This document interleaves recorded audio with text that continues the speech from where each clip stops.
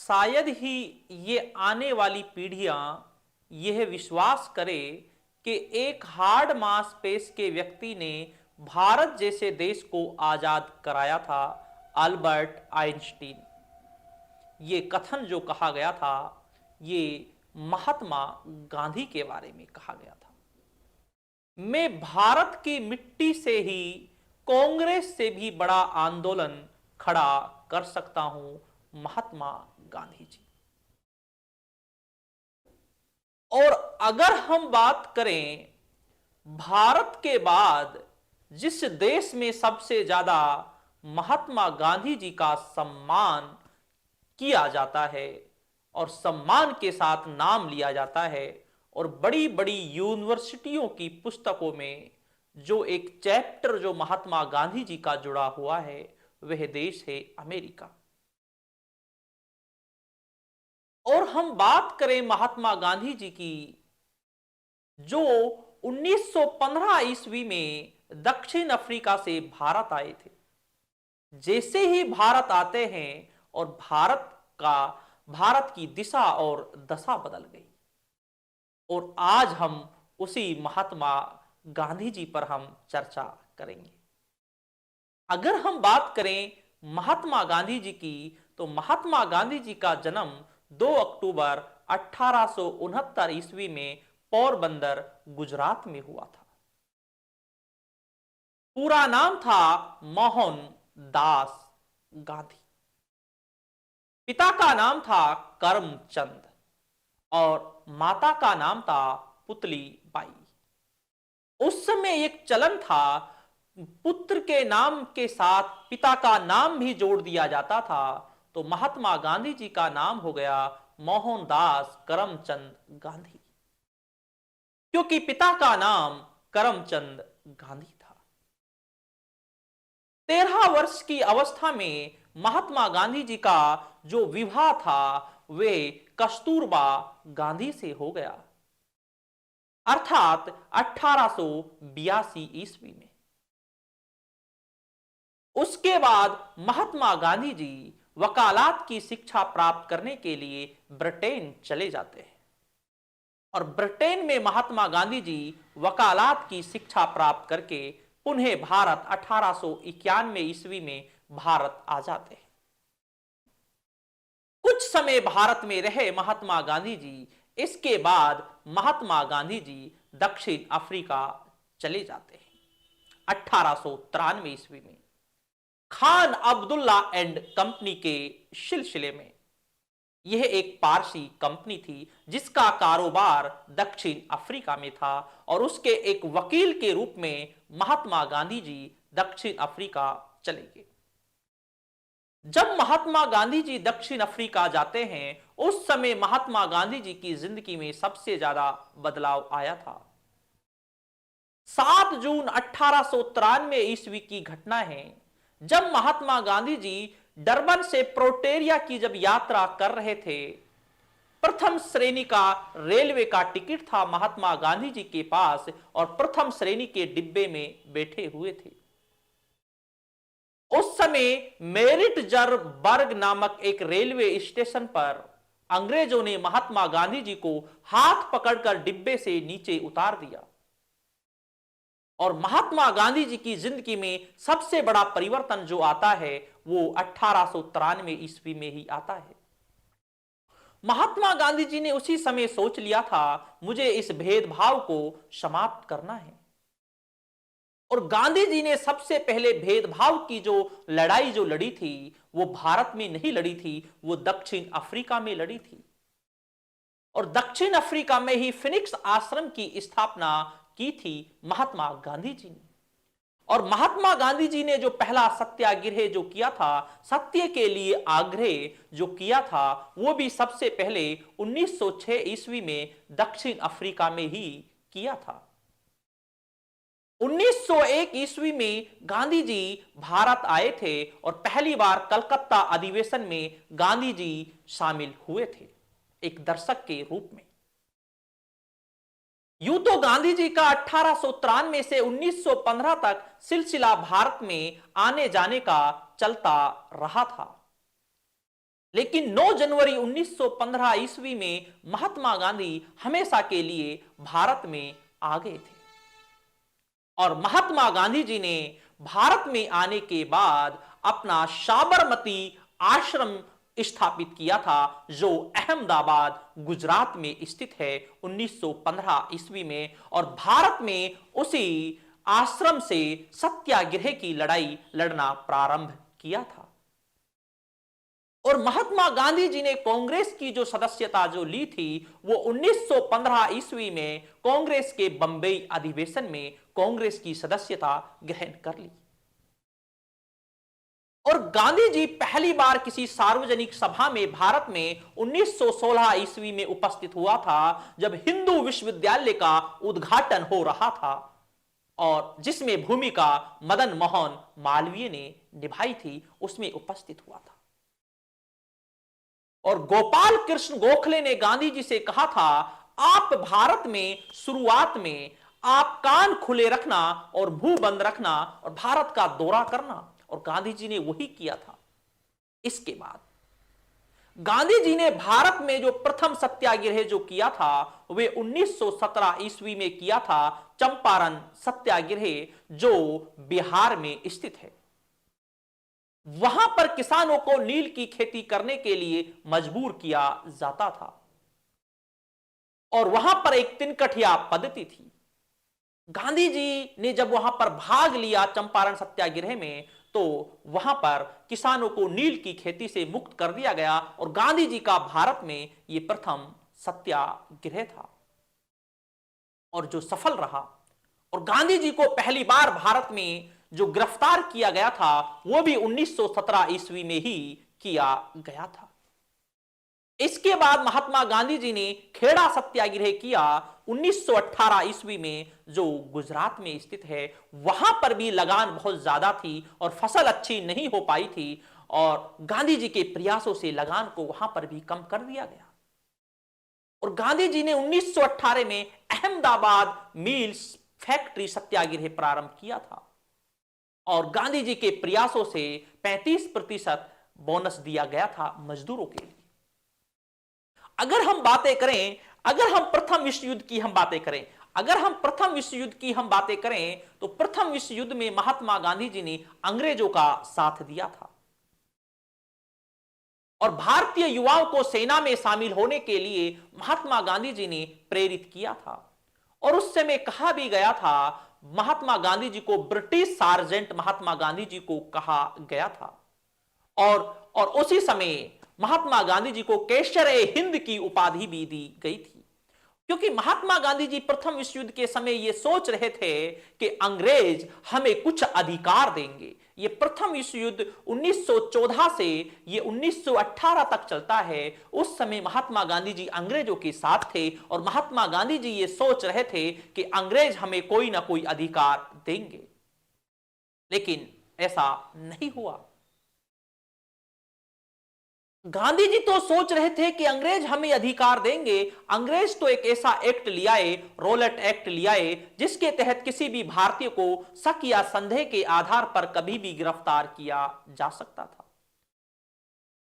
और उसी के खिलाफ महात्मा गांधी जी ने जो रोलेट एक्ट मार्च 1919 में लेकर आए थे अंग्रेज, उसी के खिलाफ 6 अप्रैल 1919 ईस्वी को महात्मा गांधी जी के प्रयासों से अखिल भारतीय हड़ताल हुई थी और 9 अप्रैल 1919 ईस्वी को पलवल हरियाणा में महात्मा गांधी जी जब हड़ताल में जब भाग लेने के लिए आ रहे थे, महात्मा गांधी जी को गिरफ्तार कर लिया गया था। इसके बाद 13 अप्रैल 1919 को जलियांवाला बाग हत्याकांड हुआ और उसके बाद तो गांधी जी की जो सोच थी अंग्रेजों के प्रति वो पूरी बदल गई और गांधी जी को अब ये लगने लग गया था कि जो ये अंग्रेज हैं, तो जैसे मैं सोचता था अंग्रेज वैसे नहीं है। उसके बाद गांधी जी ने असहयोग आंदोलन किया, अर्थात सहयोग ना करना। और ये जो असहयोग जो आंदोलन गांधी जी ने जो किया था, ये 1920 से 1922 में ये असहयोग आंदोलन किया था। असहयोग आंदोलन के समय की बात है। महात्मा गांधी जी के पास जब महात्मा गांधी जी जब मदुरै में थे, कुछ व्यक्ति आए और महात्मा गांधी जी से कहा कि साहब, कपास बहुत महंगी हो चुकी है और हम कपड़े नहीं पहन सकते, कपड़े के लिए भी हमारे पास रुपए नहीं है। तो महात्मा गांधी जी ने सलाह दी कम कपड़े पहने, और 22 सितंबर 1921 ईस्वी से महात्मा गांधी जी ने भी कम कपड़े पहनने प्रारंभ कर दिए। और गांधी जी हमेशा 1921 के बाद 1948 तक महात्मा गांधी जी ने हमेशा कम कपड़े पहने थे। 5 फरवरी 1922 ईस्वी को चोरा चोरी कांड होता है, जहां पर 21 पुलिस वाले और एक थानेदार को उग्र भीड़ ने जला दिया, और जो गोरखपुर उत्तर प्रदेश में यह घटना हुई थी। महात्मा गांधी जी नहीं चाहते थे कि कोई हिंसा का रास्ता अपनाया जाए, और उसके बाद महात्मा गांधी जी ने इस असहयोग आंदोलन को 12 फरवरी 1922 ईस्वी में वापस ले लिया, गुजरात में बारदोली से वापस ले लिया, अर्थात असहयोग आंदोलन असफल रहा। 1924 ईस्वी में महात्मा गांधी जी कांग्रेस के अध्यक्ष बने थे। केवल महात्मा गांधी जी कांग्रेस के एक बार अध्यक्ष बने थे 1924 ईस्वी में, बेलगांव कर्नाटक में। उसके बाद महात्मा गांधी जी कभी कांग्रेस के अध्यक्ष नहीं बने थे। और हम बात करें महात्मा गांधी जी की, अगर हम दांडी मार्च की हम बातें करें, अगर हम महात्मा गांधी जी की दांडी मार्च की हम बातें करें, जो मार्च है ये बड़ा प्रसिद्ध है दांडी मार्च। हम दांडी मार्च की अगर हम बातें करें, महात्मा गांधी जी अपने साबरमती आश्रम से दांडी तक जाते हैं, जिसकी दूरी 240 मील थी। अपने 78 साथियों के साथ महात्मा गांधी जी जाते हैं दांडी, जो नौसारो जिला गुजरात में स्थित है। और गांधी जी ने वहां पर मुट्ठी भर नमक बनाकर 6 अप्रैल 1930 ईस्वी में ब्रिटिश सरकार की आज्ञा का उल्लंघन किया था, जिसे सविनय अवज्ञा आंदोलन कहा जाता है। और महात्मा गांधी जी की हम बातें करें, द्वितीय गोलमेज सम्मेलन में महात्मा गांधी जी उपस्थित हुआ था कांग्रेस की ओर से। महात्मा गांधी जी ने केवल एक गोलमेज सम्मेलन में भाग लिया था कांग्रेस की ओर से, जो द्वितीय गोलमेज सम्मेलन थे। SS राजपूताना नामक जहाज से महात्मा गांधी जी ब्रिटेन जाते हैं, जो जेम्स पैलेस लंदन में ये गोलमेज सम्मेलन चल रहे थे, वहां पर गांधी जी भाग लेते हैं। और गांधी जी के पास कम ही कपड़े थे जब गांधी जी ने वहां पर भाग लिया था। और वहां पर फ्रैंके मोरिस ने कहा था, अर्ध नंगा फकीर कहा था महात्मा गांधी जी को, क्योंकि महात्मा गांधी जी के पास कम कपड़े थे। और चर्चिल ने महात्मा गांधी जी को देशद्रोही फकीर कहा था। और गांधी जी वहां से वापस लौटते हैं और गांधी जी सहमत नहीं हुए गोलमेज सम्मेलन की बातों से। और गांधी जी जब भारत आते हैं और जब लौटते हैं भारत, जब बॉम्बे लौटे, तो महात्मा गांधी जी ने कहा था, जिस सम्मान के साथ भारतीयों ने मुझे ब्रिटेन भेजा था, उस सम्मान को मैंने झुकने नहीं दिया। इसके बाद महात्मा गांधी जी हरिजनों के उद्धार के लिए लग गए थे, शूद्रों के, दलितों के। और जो दलितों को जो ये हरिजन जो नाम दिया है, ये महात्मा गांधी जी ने ही दिया था। हरि प्लस जन, जिसका अर्थ होता है भगवान की जनता, जो ये नाम दिया था, ये महात्मा गांधी जी ने ही नाम दिया था हरिजनों के लिए। इसके बाद महात्मा गांधी जी ने 1934-35 में कांग्रेस से भी इस्तीफा दे दिया। 1940 ईस्वी में महात्मा गांधी जी ने 17 अक्टूबर 1940 में व्यक्तिगत सत्याग्रह महात्मा गांधी जी ने प्रारंभ किया था। और विनोबा भावे को प्रथम सत्याग्रही के रूप में चुना था महात्मा गांधी जी ने। और इसके बाद जब क्रिप्स मिशन भारत आता है, तो उस समय जो कुछ मांगे यहां पर दी गई थी, तो गांधी जी ने उन्हें ठुकरा दिया था और कहा था यह उत्तर तिथि का चेक है। 1942 ईस्वी की घटना है। गांधी जी ने 1942 ईस्वी की घटना है। अगर हम बातें करें 1942 ईस्वी की घटना की हम बातें करें जी, 1942 ईस्वी की घटना है। 8 अगस्त 1942 ईस्वी की घटना है ग्वालियर टैंक बॉम्बे भारत छोड़ो आंदोलन। उस समय जब महात्मा गांधी जी जब प्रवचन दे रहे थे, एक देवता की तरह महात्मा गांधी जी लग रहे थे। और महात्मा गांधी जी ने कहा था कि मैं तुम्हें एक छोटा सा मंत्र देता हूं, मैं तुम्हें एक छोटा सा मंत्र देता हूं, करो या मरो, करो या मरो। या तो हमें भारत को आजाद कराते समय मर जाना है या हमें भारत को आजाद कराना है। इसके बाद ऑपरेशन जीरो के तहत कांग्रेस के सभी बड़े बड़े नेताओं को 9 अगस्त 1942 में गिरफ्तार कर लिया गया था और महात्मा गांधी जी को आगा खां पैलेस पूना में गिरफ्तार करके रखा गया था। बताया जाता है महात्मा गांधी जी के पास बार बार यह दबाव डाला जा रहा था कि आप यह स्वीकार करें कि भारत छोड़ो आंदोलन के समय हिंसा का रास्ता अख्तियार किया गया है, लेकिन महात्मा गांधी जी ने इस बात को ठुकरा दिया और कहा हिंसा का रास्ता नहीं अपनाया गया है। जब महात्मा गांधी जी के पास बार बार दबाव डाला गया तो महात्मा गांधी जी ने 1943 ईस्वी में जेल के अंदर ही 21 दिन का उपवास किया। बताया जाता है कि महात्मा गांधी जी की तबीयत बहुत ज्यादा खराब हो गई थी और ब्रिटिश सरकार उस समय आपस में ही एक रूबिकॉन ऑपरेशन प्रारंभ कर दिया था, अर्थात महात्मा गांधी जी की अंतिम संस्कार की तैयारियां चालू कर दी थी। लेकिन महात्मा गांधी जी ने उस समय ब्रिटिश सरकार को चकमा दिया और अपना 21 दिन का उपवास महात्मा गांधी जी ने कंप्लीट किया और उसी आगा खां पैलेस में महात्मा गांधी जी के सचिव महादेव सरदेसाई की भी वहां पर मृत्यु हो जाती है और महात्मा गांधी जी की पत्नी कस्तूरबा गांधी की भी आगा खां पैलेस में ही मृत्यु हो जाती है। इसके बाद हम बात करें जब भारत की विभाजन की बातें आती है तो महात्मा गांधी जी ने कहा था कि भारत का विभाजन मेरी डेथ बॉडी के ऊपर से होगा। महात्मा गांधी जी भारत का विभाजन नहीं चाहते थे और महात्मा गांधी जी ने कहा था जो एक बगीचा जो होता है उसमें जो सभी तरह के जो फूल होते हैं तो ही बगीचा खूबसूरत लगता है, अगर उसमें एक तरह के फूल हो तो बगीचा खूबसूरत नहीं लगता। यह महात्मा गांधी जी के कथन थे। इसके बाद 14 अगस्त 1947 ईस्वी को भारत आजाद, पाकिस्तान भारत से अलग हो गया और 15 अगस्त 1947 को भारत आजाद हो जाता है। लेकिन जब पाकिस्तान आजाद हो जाता है तो उस समय भी महात्मा गांधी जी ने कहा था पाकिस्तान हमारा एक छोटा हमारा भाई की तरह है और पाकिस्तान की स्थिति सही नहीं है, हम अपने खजाने से पाकिस्तान को 48 करोड़ रुपए देते हैं। लेकिन कुछ भारतीयों को यह बात यहां पर भी पसंद नहीं आई थी, कुछ भारतीयों को यह बात यहां पर पसंद नहीं आई थी कि हम इस तरीके से रुपए दें। इसके बाद यह सिलसिला चलता रहा और गांधी जी का यह सपना भी था कि मैं कुछ समय बाद मैं पाकिस्तान भी जाऊंगा, मैं कुछ समय बाद मैं पाकिस्तान भी जाऊंगा और कराची जाऊंगा मैं और बिना वीजे के जाऊंगा मैं पाकिस्तान। गांधी जी का यह सपना था, लेकिन गांधी जी का वो सपना पूरा नहीं हो पाया क्योंकि गांधी जी के पास ज्यादा समय था ही नहीं। क्योंकि 23 जनवरी 1948 ईस्वी को क्योंकि 30 जनवरी 1948 ईस्वी को बिरला हाउस दिल्ली में महात्मा गांधी जी को नाथूराम गोडसे ने गोली मारकर हत्या कर दी। जिसने देश के लिए इतना कुछ किया और उसका लास्ट जो अंजाम है वो किस तरीके से हुआ और महात्मा गांधी जी की हत्या हो गई।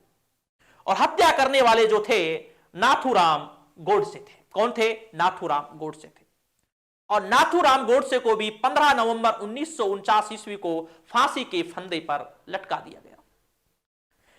अगर हम बातें करें महात्मा गांधी जी की, अगर हम बातें करें, ये हमें तस्वीर दिखाई दे रही है, जो 3 तस्वीर दिखाई दे रही है, जिसमें पंडित जवाहरलाल नेहरू, सरदार वल्लभ भाई पटेल और महात्मा गांधी जी।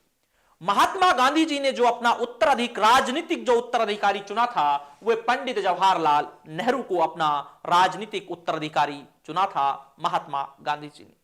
और जब भारत आजाद हो जाता है, महात्मा गांधी जी ने यह सलाह भी दी थी कि अब हमें कांग्रेस पार्टी को समाप्त कर देना चाहिए।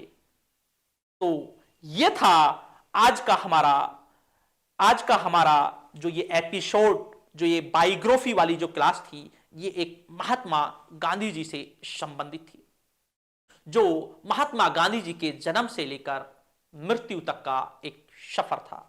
और भारत के बाद जहां पर सबसे ज्यादा महात्मा गांधी जी का सम्मान किया जाता है वह देश है अमेरिका।